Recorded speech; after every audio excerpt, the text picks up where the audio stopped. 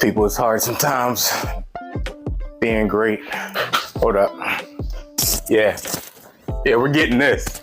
We're getting this from Jump Street. From absolutely, people. You see this? Yeah, we're getting this from Jump. I knew he was going. You gotta love your black women. What? Just the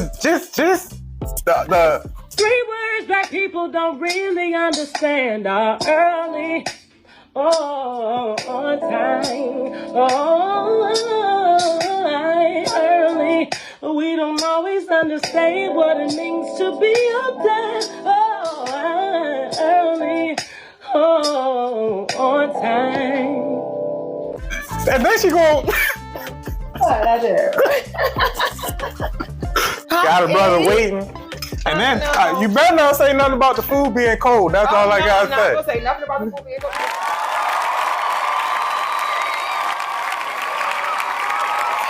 Oh, he turned it so he can talk about it. Yes. Absolutely. That is horrible. And the sad thing about it, people, is I know he go post it. Yeah. He called me on my worst dressing day too. What, you had time? I didn't. I was rushing. I stopped working at like 6:40. And I'm coming from New York. Oh my gosh, really? What was in New York? Convention, church convention. It's over me, okay? Well, let me tell you, all the men in my life are over me today, okay? The fiance, over me. The son, over me. Oh, man. The dog. The dog? Even the dog? All the men in my life, they over me. Except for my nephew, he loves me. He'll never be over me. I ain't know. I Loves still me love to him. death. I still love him. Look, I thought that it was gonna be 3 of us. Frank, I don't know. I might call him in. He'll be the hotline person today. Yeah, because these topics today are more like I felt like you guys would, be more engaged. I don't know, probably. I got a lot to say always. I'm always trying to run my mouth. Yeah, we're good, but So what did you end up getting? Did you get the quesadillas or did you get? No, I ended up I was gonna get the quesadilla, but I was trying to be punctual and can we please? I know the shade. I know I'm being. That's it. 1, 2. The okay. shade. Yeah, absolutely. I ain't going. And then he caught me walking through the door. Yeah, I was like, oh yeah. That is tough. Did you see the fight? I caught the highlight. You can move it. Okay. Yeah, I caught the highlight of it. That thing was insane. On the replay because I got a story to tell you. Goodness. Okay. I just had an experience where, man, talk about one of them testimonies where it's like, nah, that didn't happen. Like, yeah, it did, and I'm glad he. When you call on people, your deliverance is on the way. Help is available. Don't give up. Keep patience. But it say patience with experience work patience. That's it. Come on now, brother. Preach the word. And that patience gives you hope. And that hope make you not ashamed. How about that? I ain't never been ashamed. I stay hopeful. Gotta be. And so I was on my way to Rochester for a church convention. Now me, because of my many talents, musician, a little bit of the keys. Not proficient, but can fill in. But drummer by main instrument. Oh, you play drums mainly? Yeah. Okay. Yeah, I got those recording. Okay. But it didn't come out good because I don't know why you ever notice how some churches, now this is like our national convention, but I wonder why we got the heartbeat of the song. Why is the set's trash, not tuned up, cymbals are dead? Did you guys practice? No, I'm saying the set, the instrument. The set that they have for you guys to play on. Yeah, the quality or the or how the upkeep of it is just depleted, basically. So it's like, all right, so you guys didn't get like new drum heads, tuned it up, cymbals. And this is a huge convention? National convention. Okay. So I was expecting get things prepared. No. You want a good service, feel good. So my flight was at about 11, it's supposed to be. It was an hour delay because something happened with the plane and was on the wrong side of the airport at BWI. Just finally get prepared, go to take off. Take off, it's a storm in Rochester, so we're flying around. Everybody, and we got diverted back to BWI. So I'm like, all right, so I didn't, This was Tuesday, Wednesday? No, this is Saturday. Saturday, okay. So I'm like, all right, so, Saturday's the money day. I'm like, all right, so I made the sacrifice. Lord, because Saturday's the big money day. I mean, we don't got no PTO. So. Right, come on in, go. So I'm like, all right, so I'm just like, all right. So I'm like, nah, I was just like, right then and there, I was like, nah, Lord, you got to do something. I'm going to need you to turn this around somehow. I'm in Rochester. Service is at 7. I'm there at 2. Flew back to Baltimore. So now, probably like 2:30, I'm like, all right. So started praying. I was like, look, because my heart is set to be there and I'm prepped to be there, I was like, I cannot miss out. So it's just like anything, any type of adversary or controversy or anything coming against, I was like, whatever it is, I'm gonna need you to change it because everything right now is not looking up. Right. Everything. I got an equal story to tell you, but go ahead.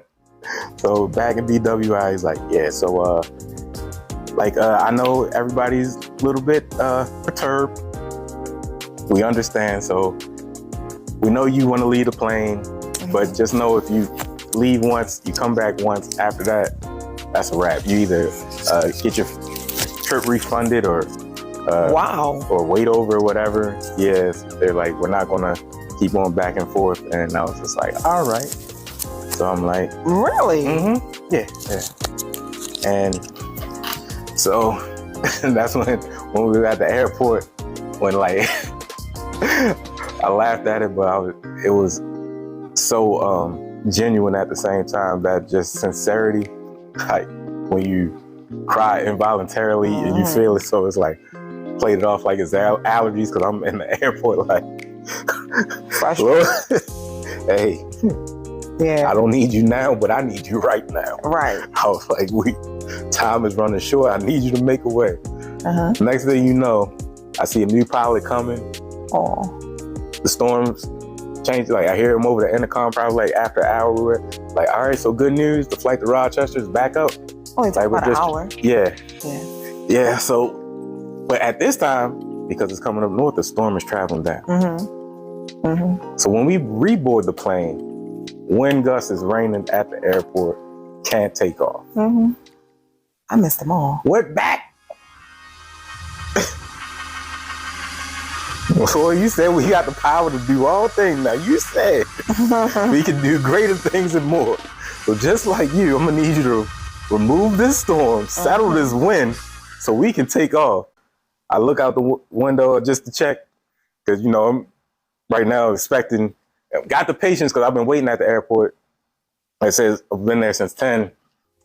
Like what time was the original flight? 11. Okay. Yeah, it's about 4 o'clock now. Huh? You pulled off at what time? About 6 o'clock, 5:30. Like my daughter. Go ahead. Yeah. So I was like, I put up this, like I said, most sincerity, the outpour of just the motivation and the trust in God that I had at this moment was like unmatched. I was just like, because you said it, I'm gonna need you to settle this wind and stop the rain so we can get to this conference, because my heart is set to be there. I don't want to cancel the reservation. I even thought about the option of just maybe we can land somewhere near, just in the vicinity of Rochester. You can rent a car. Rent a car, just drive up there.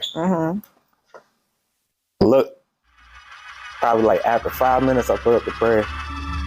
The sun came out. Oh. Yeah. I said, look at God. So Say, you don't. There's a woman next to her, like, oh, look. Yeah, because at first she was like, she's like, when she seen the one, she's like, oh yeah, we're not going to go nowhere. They're about to cancel us again. I was, you don't know who I know. You don't know who I know. So let me tell you, my daughter. Oh man, she works for the company too, and so she came down to Houston. I went down on the 24th. She came on the 25th. Her flight was supposed to leave at 6. She was supposed to leave at 6. She got dropped off at like 4 something. So she's back there. She's on the flight. She's like, Ma, I got on the flight. I sat down. She texted me and was like, all right, we boarded. I'm about to go to sleep. I'll see you when I get there. I'm like, all right. 9 o'clock. She wake up. She's still on the runway. She said she checked my location. Yeah. No, at 9. Oh, 9. No, I'm saying from 6 to 9. She had slept. Yeah. And when she woke up, she was still on the runway. And so she checked my location because she thought that she was on their runway. Wow. And she was like 1,000 miles away. And she was like, holy crap. So my baby got to me about 1:30 in the morning. All right. When she gets to me, she called me and she like, so she don't get to the hotel until almost about 4.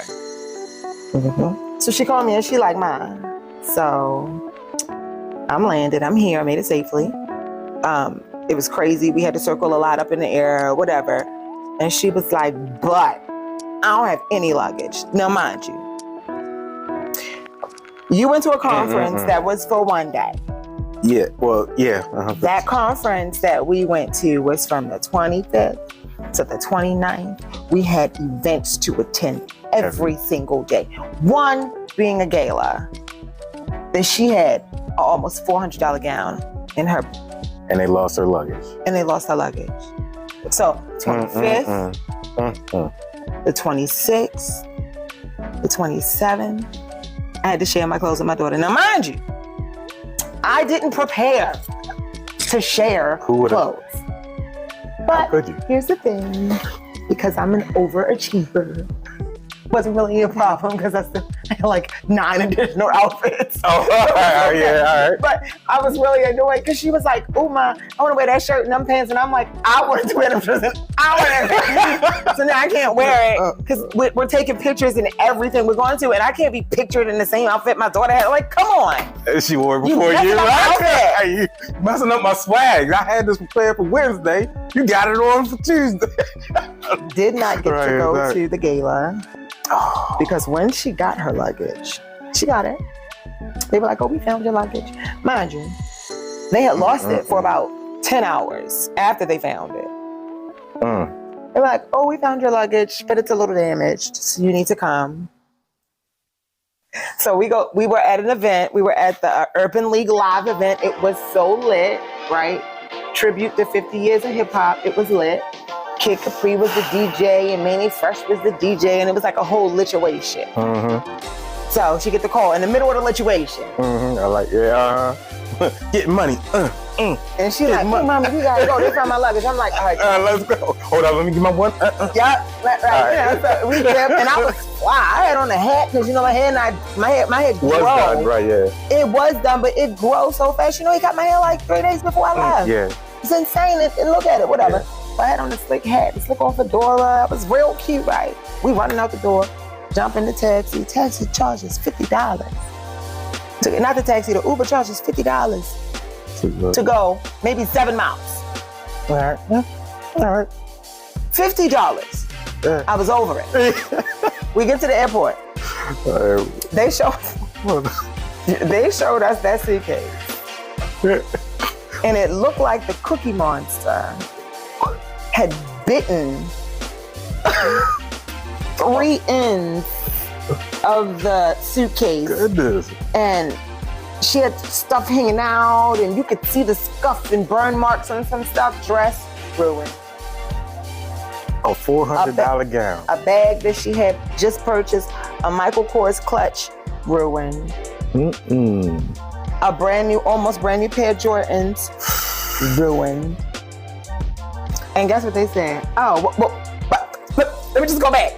Before they even found the luggage, right? I'm on the phone, I'm going dumb, because I'm like, now I gotta go take her shopping to go buy all new clothes.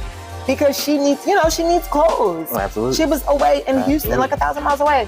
So they was like, oh yes, you can go to Walmart or Target to buy toiletries and a couple outfits. Make sure you save your receipts. I'm thinking Walmart or Target, sis, don't insult me. Don't shop at Walmart or Target on any regular day unless no, don't get me wrong. No, you're right. I love some Target stuff. Walmart is a stretch. Super I do not like Walmart clothes. We're at an event. This is you know what I'm saying? I did not shop. She did not shop at Walmart or Target for anything, probably not even panties and underwear for that trip. You know what I'm saying? So they were like, oh, and then save the receipts and try not to overindulge.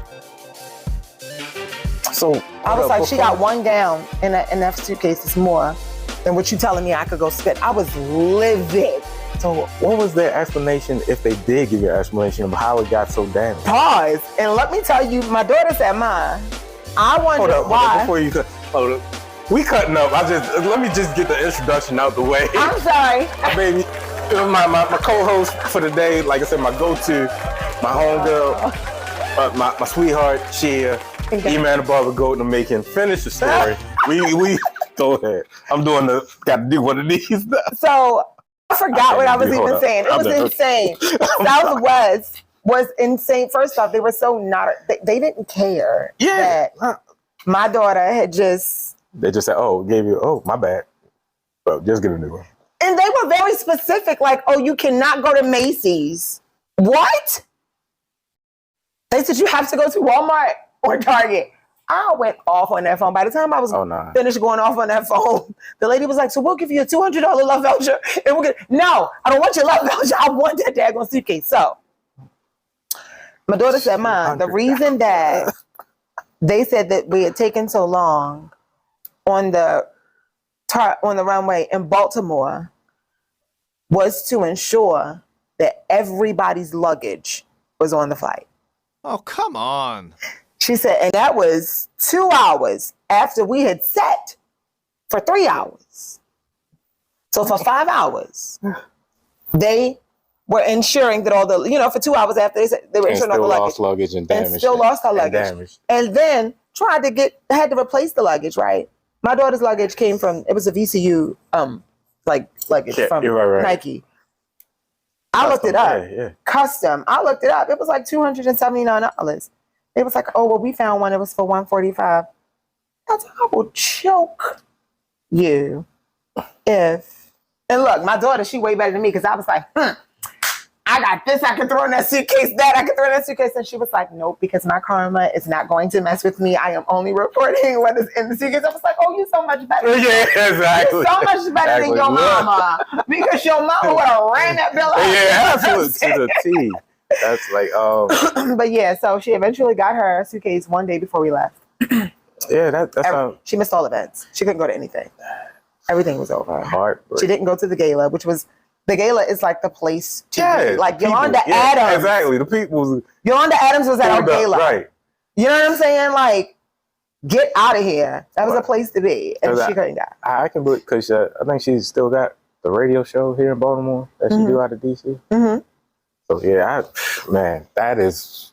Yeah, so that was insane. Phenomenally bad. Like, this is my second trip in a row with Southwest. Like, everything's. The weather part wasn't them, but you it's couldn't just help that. The luggage part I can relate to.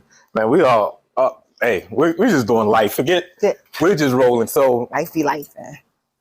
My last trip to where was it? It was North Carolina. Mm-hmm. Same thing. First, my flight got delayed, not because of the weather, but for some odd reason. This was when it seemed like the airlines everybody was backed up consistently and perpetually. It wasn't even like clear days. It's like, oh yeah, your flight's at 6. Yeah, we still got a delay because why? The pilot's not here. They got traffic issues. They got everything. So they were unreal. Go ahead. So I waited my flight. Same thing. Had to be there. Well, wanted to be there. Had to be there because helped carry up the service. Mm-hmm.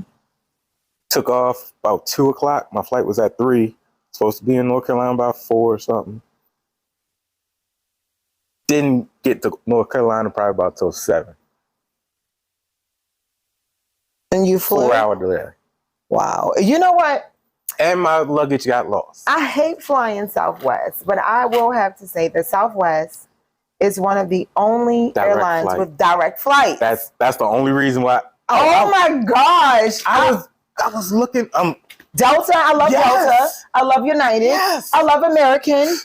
First off, American. I've flown American. I love American because I love their first class. But Southwest is like a school bus in the air. Yeah. They do not clean that thing. First of all, they be mad at me because I take wet wipes with me. Baby. I take Clorox wipes and I gotta wipe my whole seat down. So I'll be in there like this. Excuse me. If I'm in the aisle, they just gotta give me a second, and then I gotta dry it off before I say, because I know that they don't clean those. It's disgusting in there. I gotta say, like, since the quarantine, they did the upkeep better. Like the flights I've been on, it's not like sticky seats like it used to be. So thinking about it, I love Delta though. Delta. That's where I go to. But if I took Delta, I was like, all right, so I'm gonna take off Saturday, but I'm still not gonna get there till like 6. Insane. I was like, this is a 6-hour trip for a 1-hour flight. That's insane. So that's the only reason why I didn't take Delta, and because of the the increase in production and the income. So I was going to be bougie. I was going to go first class. Yeah, no, for sure. For sure. If you for go a 1-hour flight, because for me, and the thing with me with Southwest is it's the leg room for me. I don't have the greatest knees. And so I need to have leg space. Yeah. And so I have to be in that first round of boarding. Yeah. Or I need to be on the flight where I can select my own seats because I need to be able to stretch my legs out or my knees go swell out. Yeah. So that's old lady knees. The old lady knees. I'll be trying to work them out. They don't look too. But I say the former athlete / mom and military that I didn't even know you. Yeah, like so all that. I see that. Knee trauma. Yeah. Okay. And plus, it's just travel's just been a nightmare my last couple times. I was like, so I feel for you and Deja one. On the flight being delayed, lost luggage, damaged luggage, however. Like and, you said, and she was so optimistic about the whole thing. She was like, and life is still great. I'm rocking my mom's I know. My mom's outfit's going in my dump. You know what I'm saying? And messing up her wardrobe outfit. Right. And she's like, and the face card always killing him. My daughter wears a size 11. Mm-hmm. I wear a size 8.5. So she had a pair of green Crocs on the plane. So, and this is so crazy because I got too much neck size. I got too much make shoes on by mistake. But I have a white pair of these. No, we're not going. And so I was like, Mama, we might have to go buy you some shoes. She was like, no, Mom, we're not going to waste no money. I'm like, baby. We can go buy you some shoes. We gonna go buy you some. So her toes just hanging. No, they weren't. I mean, I don't know how she did it. I went and bought her some shoes though. Yeah. I went and bought her some slides because I was so disgusted. I was so disgusted in Houston. And then let me tell you about this Houston heat. Whoever goes to Houston in the summer, you are like, you want to come back with all the sinus and all the everything. Let me say that Houston heat. Yeah. My mom was like, so how does it feel? And how I explained it to her was it feels like when you just get off of a bus in July and you got to walk behind the bus. And you feel all that exhaust. Yeah. That is what the heat felt like when you walked out the hotel room. It grabbed you by your neck. It was like, get over here. Like, that's what it was like, though. You felt like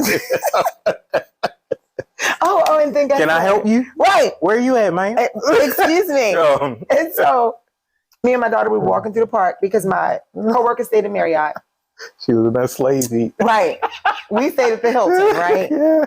And so we had to walk back and forth whenever we wanted to interact with our coworkers, which wasn't a problem because I wanted to always get my steps in.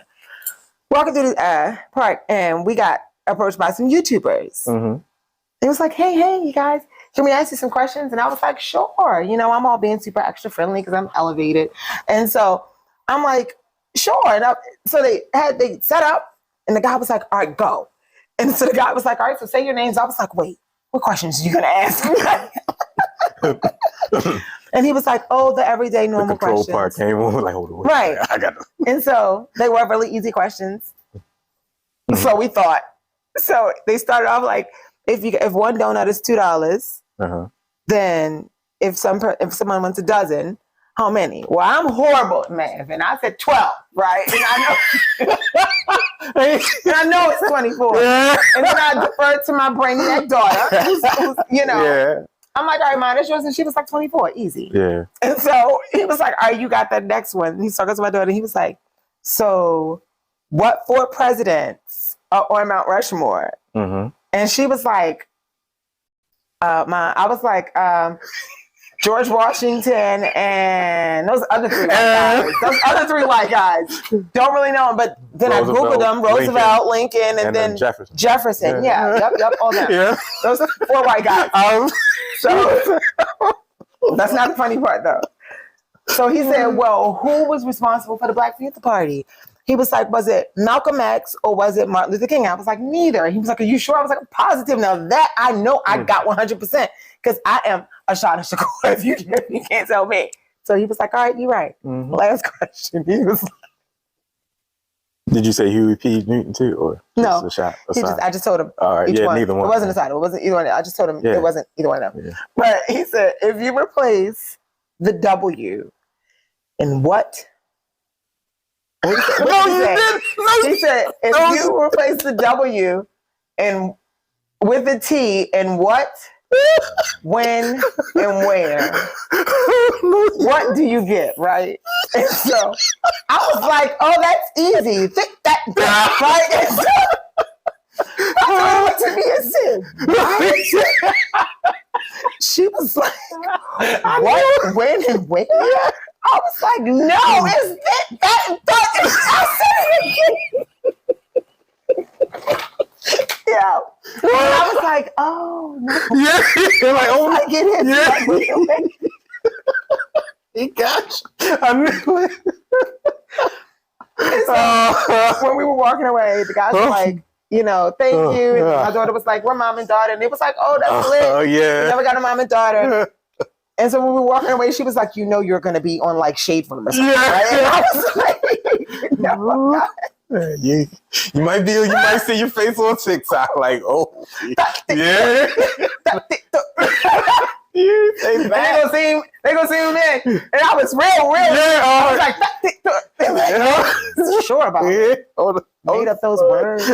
Absolutely. I was nervous about these topics today. Yeah.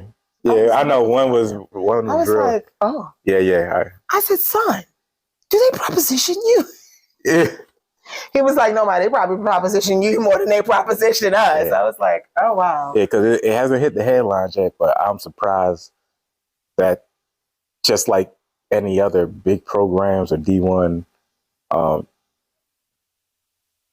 people on D1 level, the investigation reporters, because it's pretty well known because of a coach that I know. He said his daughter plays softball, and some of the coaches that are of that community, no matter how good you are, 5-star, whatever, you gotta put up the play.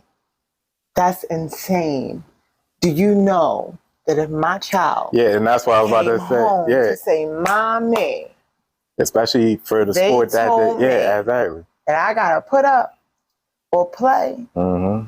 It would be a whole situation, baby. Do you understand what I'm saying? And especially how more prominent it is for females in basketball and softball that are, playing that team. So then nowadays, everybody wants to be popular. Everybody wants to be seen. Everybody wants to be in the forefront. So that's why that is so easy to do nowadays. Yeah. And that's unfortunate because these grown men and women are playing on the weaknesses of these children because they're still children. Yeah. So just to update, because we just jumped into it. I was caught when of a story that hasn't made headlines yet, but I was like, why is it under wraps? And part of it is because, and it makes no sense of how they're trying to protect it. So coaches and collegiate coaches anyway, some programs have coaches, whether it be male or female, that are propositioning their athletes to get more playing time. If they're not, no matter how good they are, how prominent they are, basically pressuring them to smash for playing time. Like, yeah, you're good, but you know what could elevate? You know, just one night with your girl or your boy. And so he told me because he's seen it in softball, and he asked his daughter because she played Wesleyan. That's where she was. She's in Wesleyan in Connecticut. But had D1 offers, but they kind of she was kind of overlooked for her size, even though her stats are, she's like the leading batting average and stolen bases in Maryland. Like of all she's time. Short. Yeah, she's shorter. Can't teach size. Yeah. Stats and just the eye test, the it factor is there, but yeah, because of circumstances and all that. So yeah, he told me the female coaches that are of the LGBTQ community are pressuring the girls, turning them out. Now, one thing I will say is I do believe that, right? Yeah. And I believe that not just with the coaches, but the players too, yeah. Oh my gosh, when yeah, my the daughter, players too. Yeah, absolutely. And so she was really, really coddled. Like I kept her really strict. What is the word I'm looking for? Overprotective. Oh yeah, I was really overprotective when she was about to say restricted. And so the teams that I had her on, like I was real. I made sure to have her on a team where it was not a lot of homosexuality going on. But then I decided, look, my child will have to make her own choices. It's the world. Right, I can't keep her hidden forever. And so I allow her to play on a team to merge with another team. And baby, when I tell you that those little girls came at my daughter, like, first off, they would come at her like, so are you bi, straight, or something else? Yeah. And I was like, is it another thing? Yeah. Like, you know what I'm saying? What up? Bi, straight, or gay? Curious, are you bi, straight, or gay? And she would be like, I'm straight. And the girls would be like, are you sure? Like, straight pressing up on my daughter. And she came home to school, from school one day, I was like, Ma, these girls really had me like trapped in the locker room. Right. And I thought I was going to have to fight my way out the locker room. And I was like, are you serious? Like, so I believe that is happening now. I hate that. And I would hate for people to just single out the LGBTQIA community. Absolutely. Because it definitely was happening far before that community even got notoriety in that industry. The men, and then white men to be specific, started that horrible, horrific crap. And they secretly passed all those rites of passages along down the line to make everybody think that it's okay. And they took it even further. It wasn't only at sports world, but it was the business world too. Oh, for sure. So you want to get ahead, honey? Yeah, you gotta. It happens all the time in the business world. Yeah. All the time. You know, I know somebody that works in a state position that was real high in the state position that just lost his job because he was using his position of power to deal with the women at the organization he worked at. And I'm sitting up there like, so first off, you have a wife, a beautiful wife. Put most chicks next to her, they wouldn't be able to stand up next to her. And you chasing these muffin face looking hoes. I'm sorry. You know what I'm saying? Like, ruining your family. You should say muffin face. Over a BBL on a big back looking chick. You know what I'm saying? These chicks got these BBLs and they're out there looking like their butts getting ready to leak. Yeah. And that's what he traded in his family for. Crazy. And text messages and emails like, oh, if you come and you holler at me for the weekend, you can have 3 weeks off. I got you. What? Oh, so you was sloppy poppy, just leaving all traces of evidence. You left the email, you left the track. So they could. I was like, that's what happens when these guys start thinking with the wrong head, baby. And that's why I was wondering because of the sensitivity and because of corrupting a young person's mind while they're young. I'm like, all right, so you see where the problem was with the men's side taking advantage. Why aren't y'all highlighting this for the young girls that's getting taken advantage of? Because they don't care. I was just like, so that's what I was just like. So let me tell you what I am so not a Barbie chick, right? Mm-hmm. Far from a Barbie chick. Mm-hmm. Hated Barbies when I was growing up. Mm-hmm. I feel like, so I went to watch the movie. Me and my daughter went to watch the movie last night. Only went and watched the movie to support my daughter. Because she was like, Mommy, I heard it was so good. I heard a lot of mixed reviews. I heard it was about a lot of girl power. And I was like, I don't want to go watch all them white women. Mm-hmm. And she was like, but Issa Rae is the president of Barbie Land. And I was like, oh, okay. That's where we're going. So Issa Rae 3 times because I fell asleep in the movie, right?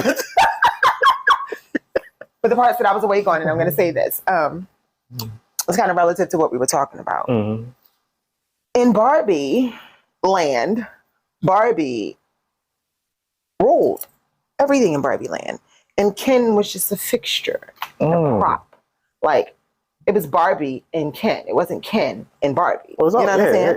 So it was Barbie's first. And then it was like, okay, so Barbie needs somebody that's going to love her. So we're going to give her Ken. And so in the movie, Ken literally was not fazed in his life unless Barbie paid him attention.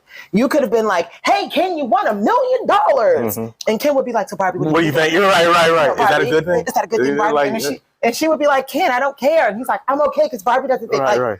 That's how just give me 100 and I'm good. No, he doesn't need, he just needs Barbie's approval, right? Yeah. And so, man. So straight simp. I feel like how the so let me just finish. So Barbie was always happy, always beautiful, always like Barbie woke up and when she drank a drink, it would be in a cup without a top and with nothing in it. And she would be like, good morning, Barbie. Good morning, Barbie. Good morning, Barbie. Because everybody's name is daggone Barbie, okay? And Ken and Alan was one. Like, Alan, I don't even know who he was. Sorry. But whatever. Yeah. She would drink her drinks like this. Good morning, everyone. Life is great. With nothing in it. Nothing in it. Right. And she would put it down and she would pop up the same piece of toast. And then and so, like a Barbie house and how people would do the kitchen, And one day she woke up and her breast stank. Barbie's breast never stinks. She's a doll, right? She went to drink the milk and the milk had expired. All right. So milk never expires. Right. So she was blending with real life. So the ratchet Barbie, no, she wasn't ratchet Barbie. She was called weird Barbie. She was the Barbie that, she was probably my Barbie when she was younger. Like, tore the legs off. She was in splits, drew her face, cut her hair, and stuff like that. Like, I was not into Barbie because Barbie was everything I didn't want to be. Right. You know what I'm saying? Like, I didn't want anybody to look at me as and the perception, the perception of a beauty standard, kind of like that. Yeah, because if you think if Barbie is the standard for beauty, I'm ugly. No, sir. You know what I'm saying? And that's not a fact because the face card, baby. I was about to say, every time. But what I'm saying is, Barbie is the standard of beauty. Yeah, absolutely. And for years, Barbie was the standard of beauty. Right. But in the movie, right? So let me go back. So the girl who originally, every Barbie had an owner. Mm-hmm. Every Barbie in the whole Barbie land had an owner. So her Barbie owner, I guess, was being detached from her Barbie feelings. There was some weird Barbie stuff, right? Crossing the world. So the weird Barbie was like, you got to go into the real world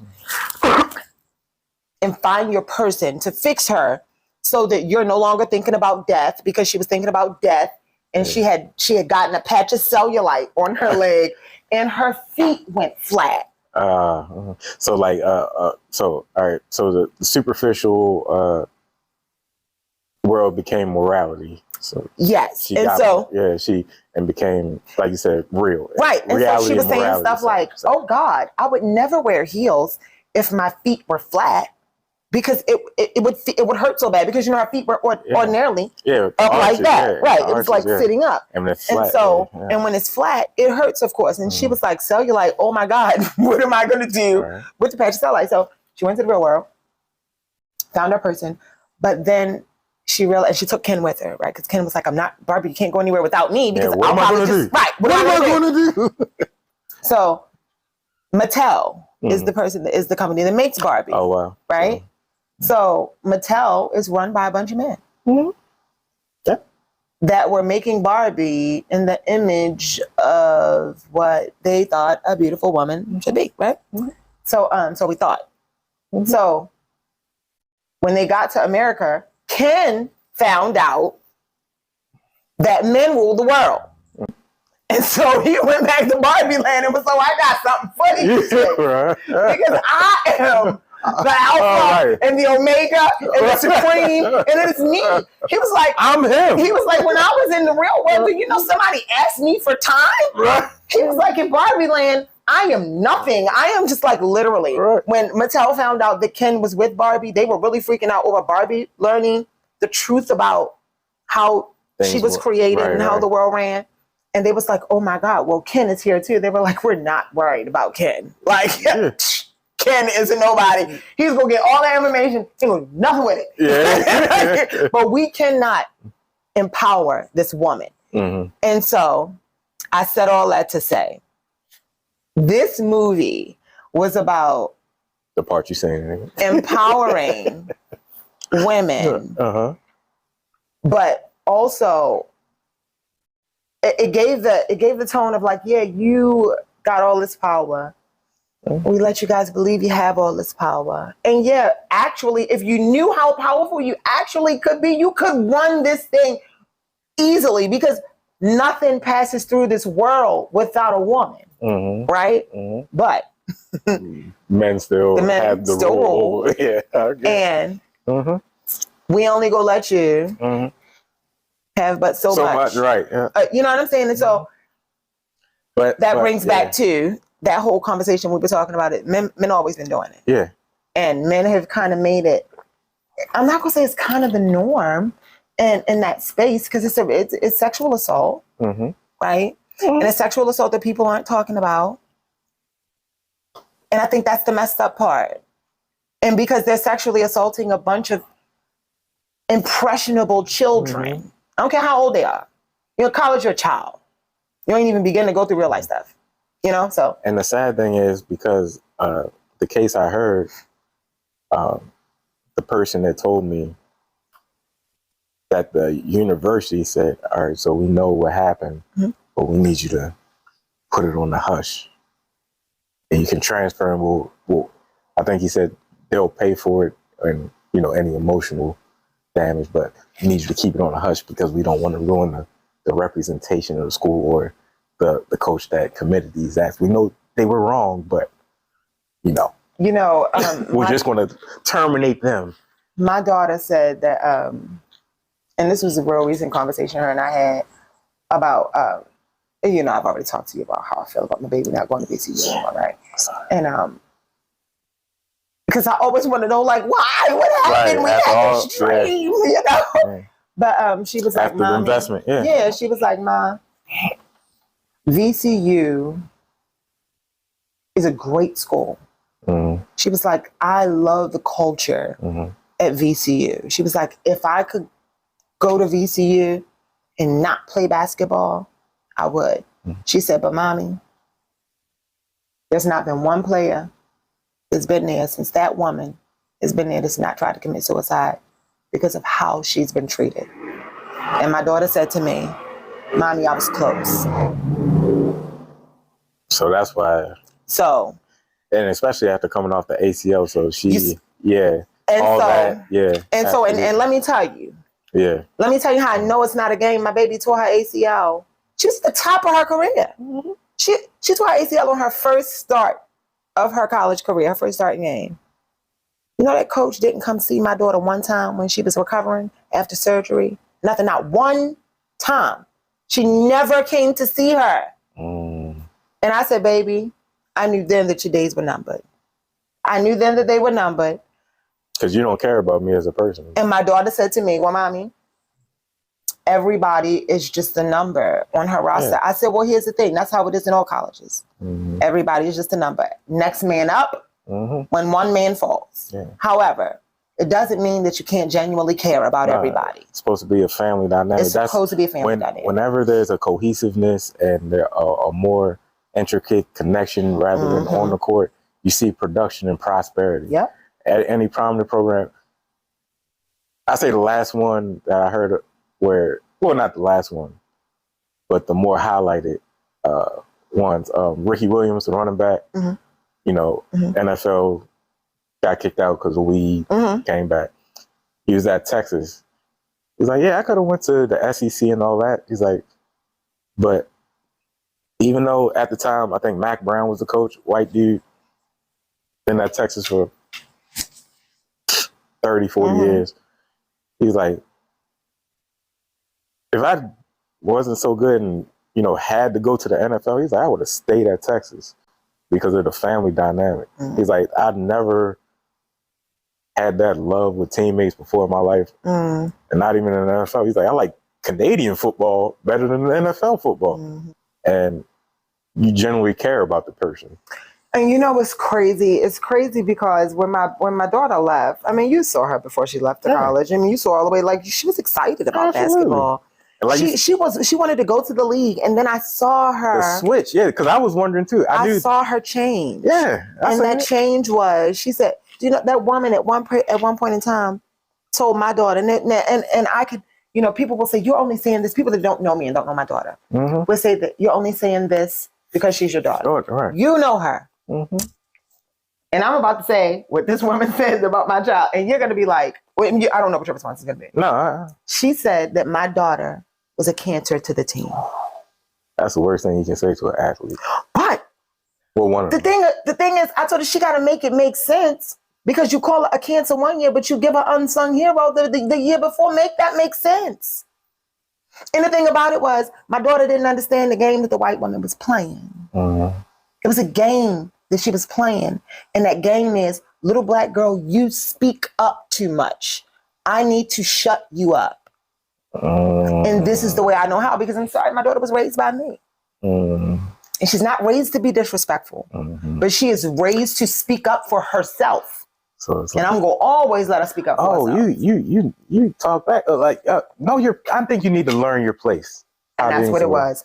And so me and this coach used to have so many meetings, not about Deja's grades, not about anything, but about Deja's obedience to, like, so they had that's the first thing they say.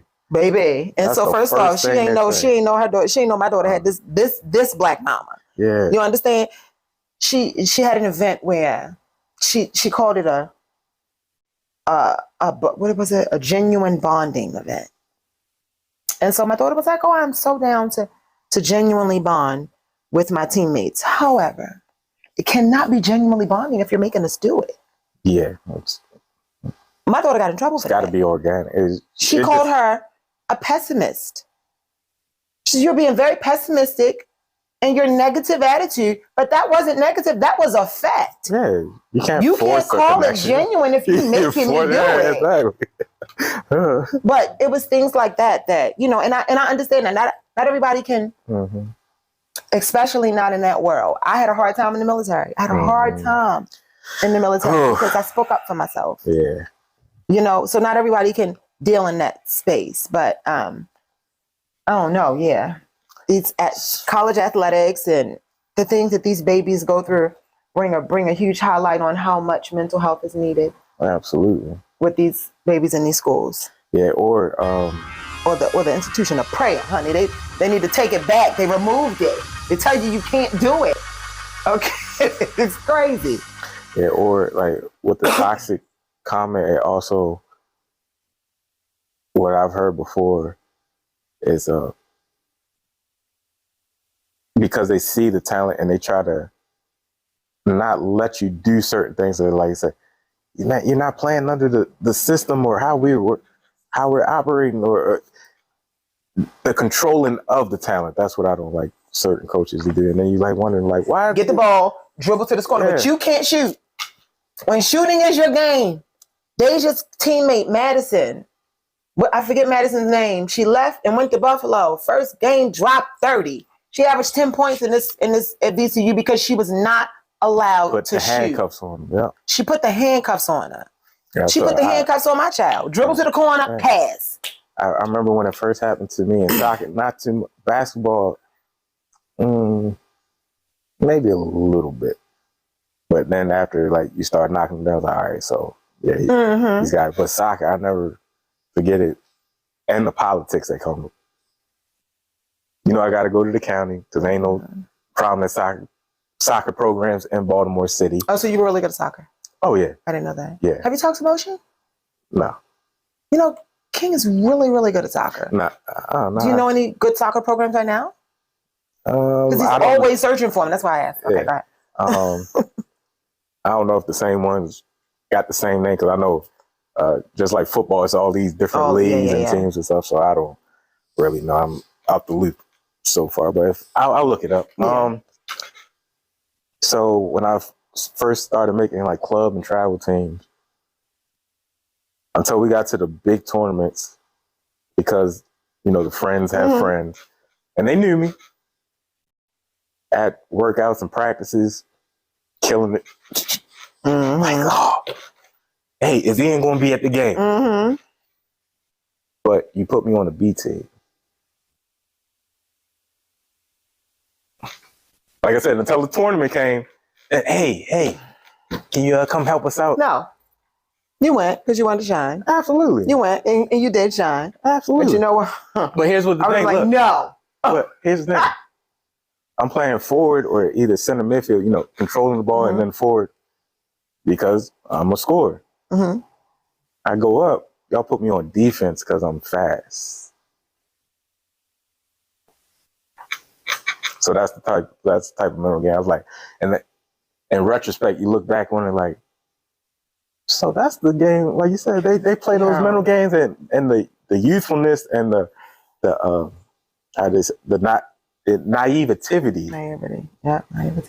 So it's like you don't get it until later on, and then your parents like, and then like sometimes like, man, why my parents like? Why they ain't teaching me that? I'm like, oh. Why they ain't teaching me this? Yeah. Here's the thing: we taught my daughter to stop being so trusting. Yeah. My daughter thought everybody loved her and everybody was her friend because we love her unconditionally, and we always got her back. She went and found out that white mama don't love you. She don't love you. No. You know, and it's okay. Especially like you said, she's not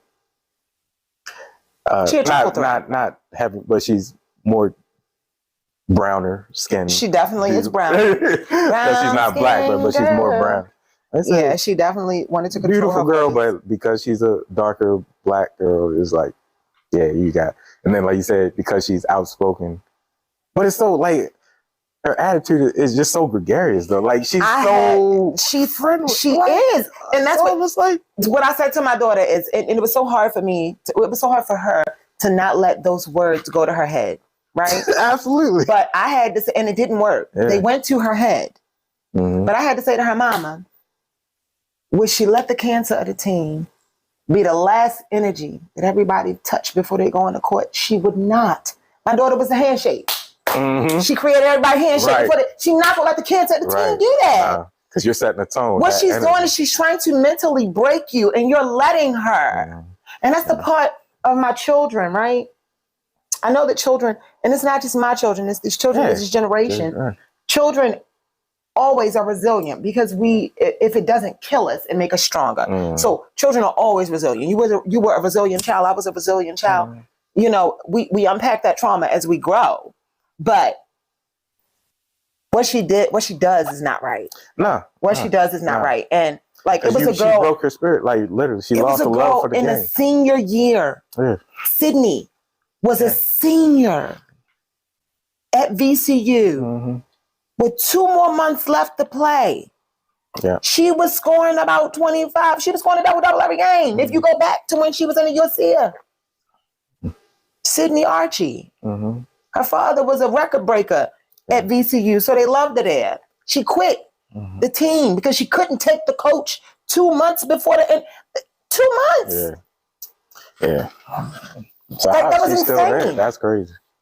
That was insane. She's there because I told my daughter that she's there because y'all don't speak up. Yeah, I was about to say. It's there because y'all got this code of silence. Yeah. That I don't know what y'all think y'all owe none of these people. Guess what? Yeah, they gave y'all an opportunity. I'm talking to all y'all. They gave y'all an opportunity, but you gave them your bodies. Don't take the court. Then they'll get the message. You gave them your bodies. They didn't give you anything for free. So absolutely, you don't allow people to mistreat you and go untalked about or go unsaid. You said you speak your truth. Yeah, especially sabotaging of the mindset. Like you said, I thought it was like she just was kind of downtrodden because that is a heavy burden. Like, oh yeah, about to start, let's go. Injury, you're out for the season. No, so pause. It's just it was like even before the injury, your best friend from 4th grade died in a car accident. Yeah. Ian Wallace was her best friend. Mm-hmm. The kid that went to Poly that died in that car accident 2 years ago. All right. Like best friend. Mm-hmm. Yeah. 2 months after you lose your best friend, the one day that you don't wear the little thing that you wear around your ankle, you tear your ACL. It was the day she don't wear her little keepsake from him. She tore her ACL. Mm. And then that was you know what I'm saying? And so that woman started playing with my daughter when she lost her best friend. Yeah. Because Deja, she's very friendly, but she doesn't like to, she's not going to open up to everybody. She's friendly. She's going to be nice to everybody. She's not going to open up to everybody. She opens up to who she wants to. Yeah. And the coach felt like, you don't talk to me enough. So she brought Deja there to be her new top dog, but her top dogs were always in her butt. Mm. Deja's never been that person. Yeah. She's never been that kid that's going to be all up under her coach just to be top dog. She go outwork everybody in the court and that's going to make her top dog. Mm-hmm. And that's how she was. But her coach couldn't really receive that. And that's okay that their personalities didn't mix. But it's not okay that she breaks children. And I'm not just talking about mine. Yeah. I'm talking about that baby that was there a year before her. They had to take to a hospital because she tried to commit suicide. Yeah, that's like crazy. I'm talking about that baby. That's crazy. And Sydney Archie quitting 2 months before the end of her, she was done. Yeah. Oh man. You know, so things like that need to be talked about. It's a lot of kids that go through crazy stuff, man, and they just keeping it quiet. Well, speaking of beating up, just transition out of this because it's heavy. We started my man Errol Spence got his tail whooped. That was my boy, and I didn't think he was going to get wrecked like that. So I never shout out to Bud, Terrence Crawford. Hey, brother, he was phenomenal, bro. You are besides Tank because he's a hometown. You pound for pound, you are the best boxer. Nah, but you got to give it to him even outside of Tank because he did it in 2 different weight classes. Tank has not yet. True. He unified. He's Tank, you are a hometown hero. We'll never take it from you. But until you get that thing in 2 different weight classes like that brother did, can't nobody say that you the best pound for pound. Terrence Crawford is the guy. Like I never seen him make a prominent boxer so uncomfortable in my life. Just like when and it was easy for him. Yeah. It was so easy. I don't even think he broke a sweat. No. It was almost like it looked like the proverbial dark skin versus light skin.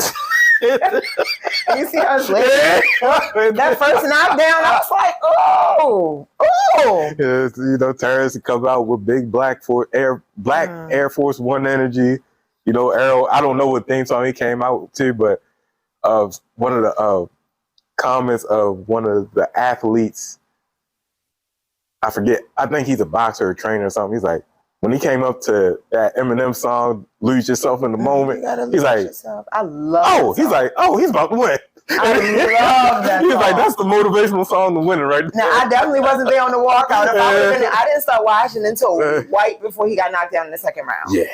Because I was coming off my flight. Yeah. I was racing home, but I probably would have thought he was going to win too because I love that song. But but if I had a hat on, I'd take it off to you because you did that. And then to learn about his story, shot in the head, Like, come on now, sir. 6 Near kids. death, yeah. Near death. You come from the bottom. Yeah. You started fighting because you were afraid? Yeah. They ain't bothering you today, bro. Nah. Whatever you did, it worked. Yeah. And be a motivation to the rest of these kids. That's how they can do it the right way. Oh my gosh, I was so proud of him. Yeah. I even cried. I didn't even know that dude. Yeah. Honestly, never saw him a day in my life before that day. Really? Because I don't follow boxing. It's too violent for me. It is very violent. But I was so proud of him. Yeah. I'm so proud of him. If y'all want to go see his backstory, I say go check it out on the Pivot podcast. Mm-hmm. Ryan Clark, Fred Taylor, and Channing. Channing Sharp? No, Channing of I forget his The name. Pivot podcast. Yeah, I never heard Pivot, of it, but I'll go look at it. But it's hilarious. Channing is definitely hilarious. And they talk about... Yeah, it's just... no, they just highlight... Mainly because they're all former athletes. Mm-hmm. Hall of Famer careers and stuff like that. And this guy, how old is he? 34?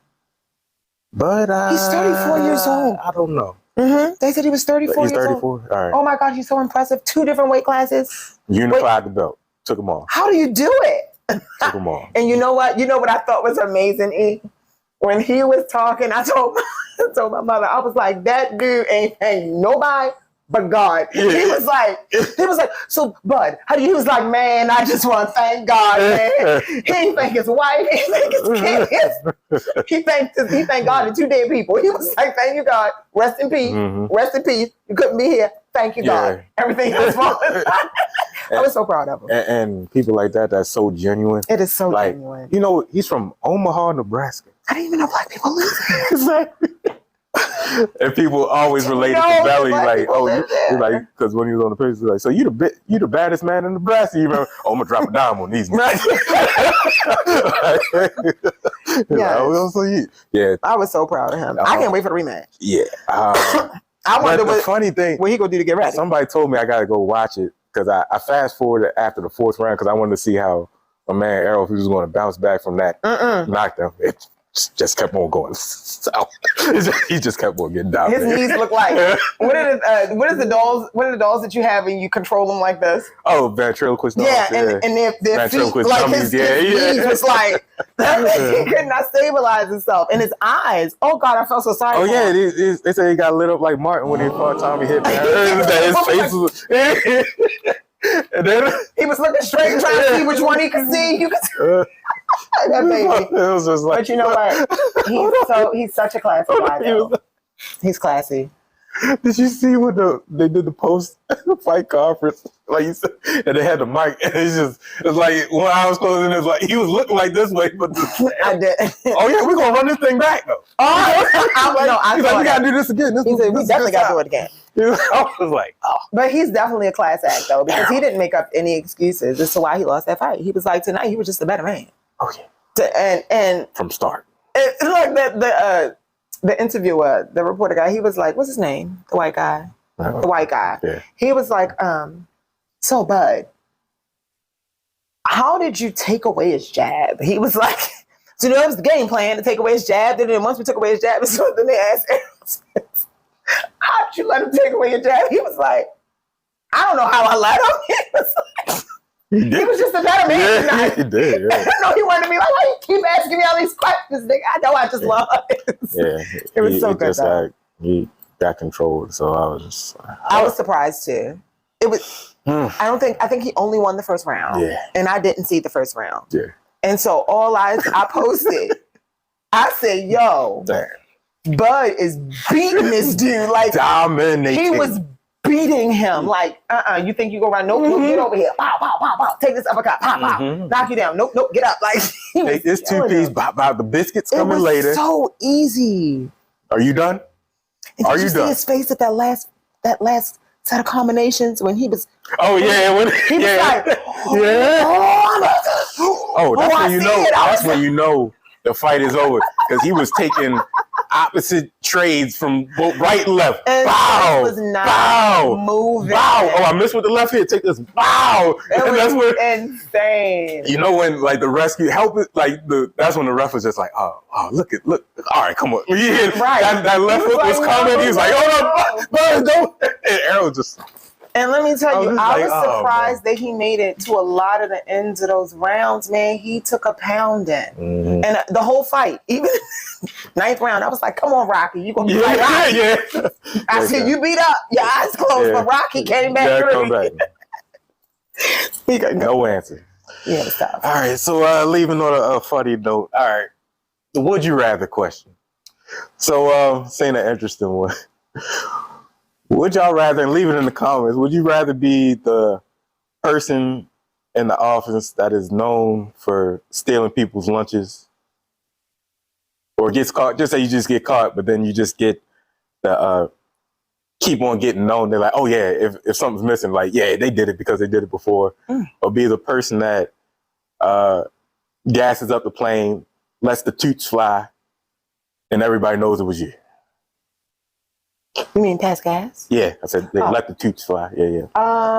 Gassing up the plane. I'd probably rather be the one passing gas because I do not want to be labeled as a thief. So period. Because I'm not a thief. I'm going to ask you, can I taste it? I'm like, can I taste? But I'm not going. What would you rather do?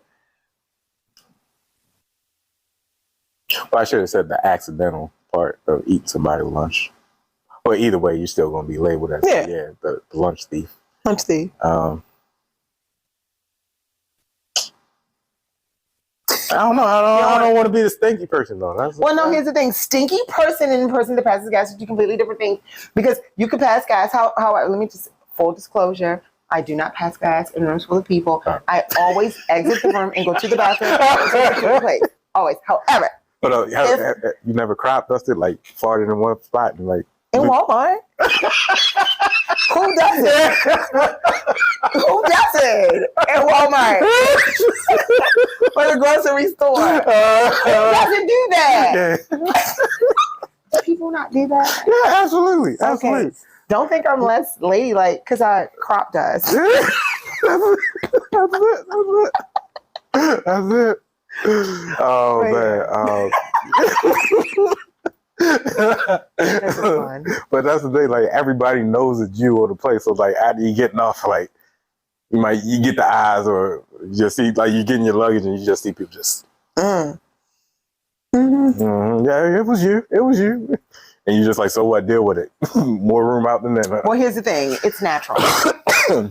Now, I'm at work. At work, I'm known as the habitual taster. Whenever we have lunch, like team luncheons, everybody gets their food and they all take a spoonful and just put it on my plate because they know I'm going to ask to taste. I'm like, ooh, can I taste it? Ooh, can I taste it? So I'm the habitual taster. Gotcha. But I don't taste without them knowing. That's nasty. Yeah, so, like you said, I don't want to be the thief, but I definitely don't want to be the gas passer. Yeah, the ripper. The ripper. That's what Do you remember when my son used that bathroom? Oh! Trauma! And the dude shut it down, out of service. We need a new toilet. He didn't even walk out. He ain't give no SOS. He ain't give no warning. He ain't say spray that. The fact that my man came out with his shirt off, though. Took his shirt off. What we're not going to do is talk about my son. Okay. Even if I wouldn't. Who goes to the public spot? He had to go. My baby had to go. I know it's the barbershop, but my baby had to go. It was that Chipotle. Yes. Came out in the tank top. I was just like, pause. And then somebody walked in and said, oh no. After him, and was like, oh no, yo, somebody just died in there. And I was like, I'm so sorry. That was my baby. I'm always apologizing for these kids. I'm like, I'm so sorry. This kid's got some perfume.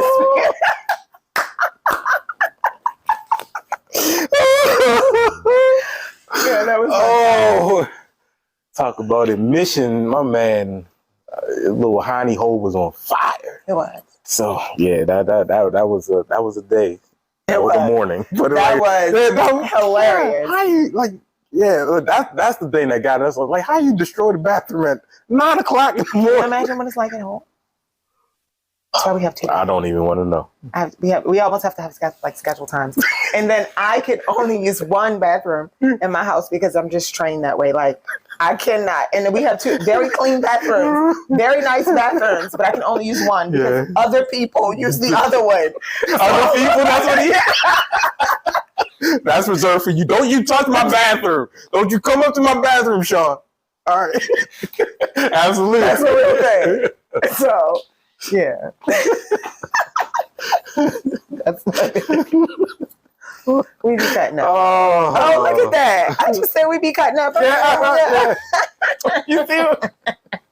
Oh, it was a mistake. You know, that's not only is she, part of the cutting up back, but we be cutting up. And me with the new. I know. I was looking at it when I was talking to you earlier. I was like, "That's a really nice shirt, eh? You made it?" Mm-hmm. Yeah, I made the design and everything. And you printed it and everything? Nah, my brother. Okay. Brother. So he does it for a living? Mm-hmm. Okay. No, he does it part time. He's a doctor. Yes. And then he does. He was doing this because my brother dabbled in so many different parts of different industries. He was a model, then got into his clothing line. So he still does the clothing line and makes T-shirts on the side. You're a doctor. Yeah. I love it. Yeah. Grind don't stop. Yeah. Go ahead now, black man. And he's in the A right now, from Baltimore. Is he single? No. He's not available to you, chicks, in the A. Period. Or in Baltimore. Or maybe he is. Who knows? I don't know. Not my business. I just said everything and nothing at once. Food. It's cold now because I was late and I know. Oh, I didn't even bring. Oh, you want to do it on? Yeah, I want to taste it on camera. So, I was thinking about. Yeah, I just checked myself in the topic and the family jewels. Thank you. This is still warm. That you had, and I was like, yeah, we did. Lamar, it's appropriate that he's 77. Only because he hasn't played in a year. He didn't play last year. So the fact, you know what I'm saying? Talking about in the NFL right now. I said in recency bias, but the fact that he's still been killing without all the So I think that right now you are just being a little biased because he's your favorite guy, right? No, I'm not. I'm just looking at. I'm looking at the factuals. I'm taking personal out of it. The fact that he hasn't played in a year. 77 is accurate for the year he doesn't play. No, he's played. It was just he missed the last 6 optionally. He played throughout the whole year. Yeah, he only missed 6 games. Oh, really? Oh, the Ravens were in first place before he got injured. Come on now, Stats. I'm just saying. Come on now, Stats. I'm just saying, in case you ain't know, he was at first place. When he went down, that's when they stopped winning.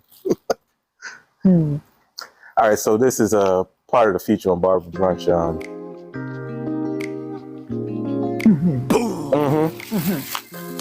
Yeah, that's my go-to. That's my go. And it's not like the regular food truck. And you see how it's been sitting and the vegetables are still crispy? Oh, man. So, yeah, that's Nas is halal. How you like it? What's your... Where's he located? White Marsh. You know, like White Marsh Mall? Or? Yeah, right. Well, next to that giant White Marsh. Go support him. It's good.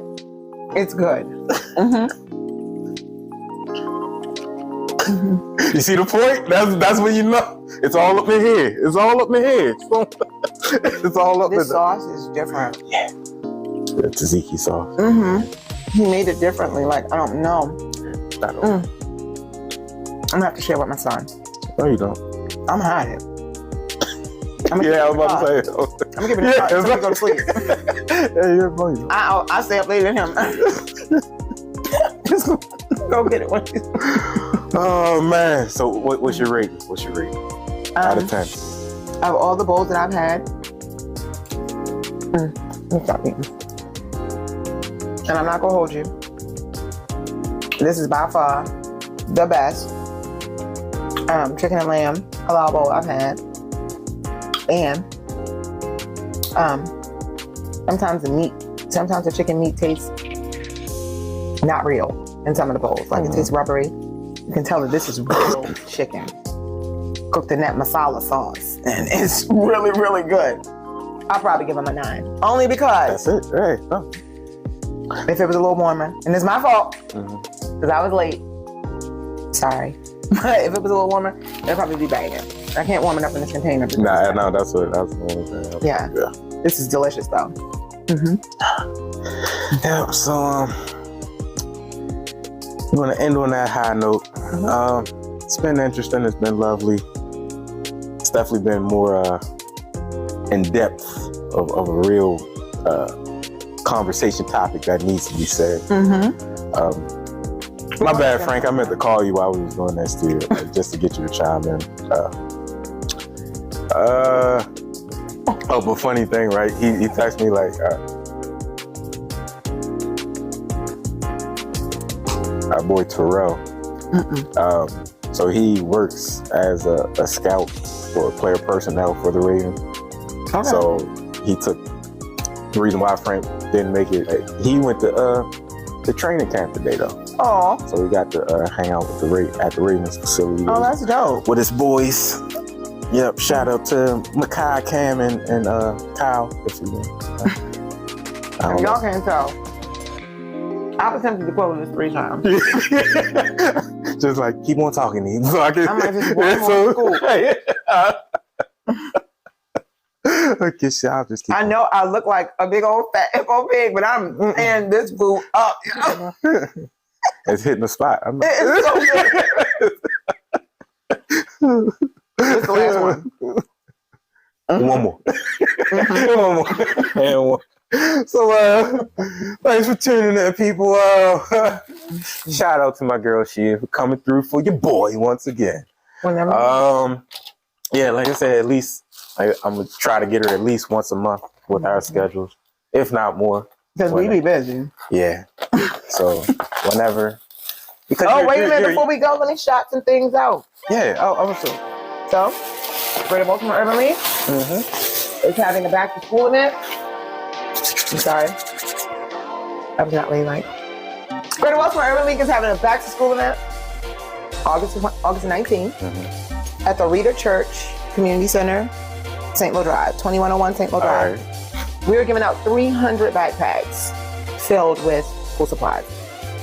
We are feeding 300 people hamburgers, hot dogs, chips, soda, juice, waters. We're going to have Giant there who will be giving out immunizations for kids who need last minute immunizations before school starts. Bring your immunization cards and bring your insurance cards. We'll be able to help you there. We are also having a resource fair for all the parents of the kids who are coming to the back to school drive. So at the resource fair, we'll have SNAP resources, we'll have job resources, we'll have all the things that we offer at the Urban League accessible there at the resource fair. We'll also, I'm sorry, you just had a little burp. It's like good food. We will also be giving away prizes to the winners of the games that we'll be playing. We'll have a moon bounce. We'll have a lot of amazing things. That's on the 19th. And then on the 24th of August, we are having our annual fundraiser, which is a golf tournament. This year is Be More Striving for Greatness golf tournament. Greater Baltimore Urban League is hosting. If you want to learn about it, go on gbul.org. There it is. Greater Baltimore Urban League. And, big executive building. Try to tell you. Get connected.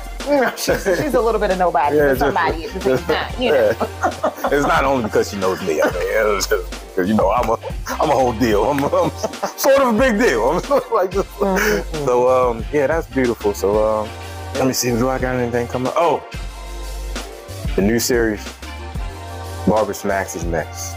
We're going into the inner fatness that is America and Baltimore. So just cheesecake pies, chips, churros. I know. Yeah. We're deep diving. I want to taste the sweet potato pie now. Okay. And the strawberry shortcake. Okay, then. Pineapple upside down. Okay. What about a sweet potato banana pudding? That sounds so good. Have you ever had a sweet potato cheesecake? Yes. Yeah. I said. Oh God, these things are simply the devil. Yeah. I do not want any of them. Yeah. All right, so I'll invite you to my house. Okay, great. Like, but I want to do a kind of like a mukbang, so I'm gonna have a variety. So meet multiple people. Mm-hmm. Might do the family then. Yeah. I haven't decided. Okay. I might do it at the crib. Might do it here. I don't know. Whatever you have, but I'm in there. Mm-hmm. Yeah, we're closing out for real now. Don't forget to like, share, subscribe. Follow my girl Shia on all platforms, plus the Baltimore Urban League. The links you said. Yeah. You got some nice things popping. Follow. Yep. On IG, Twitter, LinkedIn, TikTok. See the highlights. I'm gonna do little brief highlights of my Rochester trip, and that was, like I said, the testimony. Did you document the testimony? Nah, not yet. I'm talking about like when you were going through it. No, because you were too busy going through it. Nah. That was. You were too busy praying for patience. Yeah, absolutely. Got it. I didn't. That was just because, like I said, I don't need you now. I need you right now. Ain't no time for the re-record. I'm gonna need that connection, that direct line. And it's crazy because when I was praying, like a song dropped on my heart that I don't know if you heard about Marvin Sapp. Like, man, I was like, the lyrics. So that hook it starts off like, Lord, you understand we need help and you can. No one better than. Because I put it all in your hands. Oh my God, I've never heard that. Yeah. That's how it goes. I always find myself going back to Yolanda Adams whenever I am good. Like, I always I told my daughter, I was going through some crazy things, and I always forget what things always get me through. And I always forget to go back to my roots. And when you go back to your roots, you never, ever let it stray. So, yeah, I got that. And, God is all the way at the bottom of my roots, honey. Like, it's no matter how much I tried to be like, God, like, okay, I'm going to sit you down and show you. Yeah. That I am him. I am it, period. So thanks for watching, people, once again. Email Barbara, go in the making, Savant extraordinaire, foodie exploration expert, vocabulist extraordinaire, vocabulist, no. I gotta think of a pronoun for it. But somewhere include sesquipedalian in there. Yeah. Hey Siri. Yeah. Define sesquipedalian. Okay. Yeah. What did I say? Sesquipedalian. Sesquipedalian is a formal term. It means of a word, polysyllabic, long. You see that polysyllabic? it's a photo. Yeah. So that was my professorial class right there. For sure. Yeah. When I say, hey, Google. Siri got me. She know real when she's here. Siri got you. We out, baby. We out it. Peace out, guys.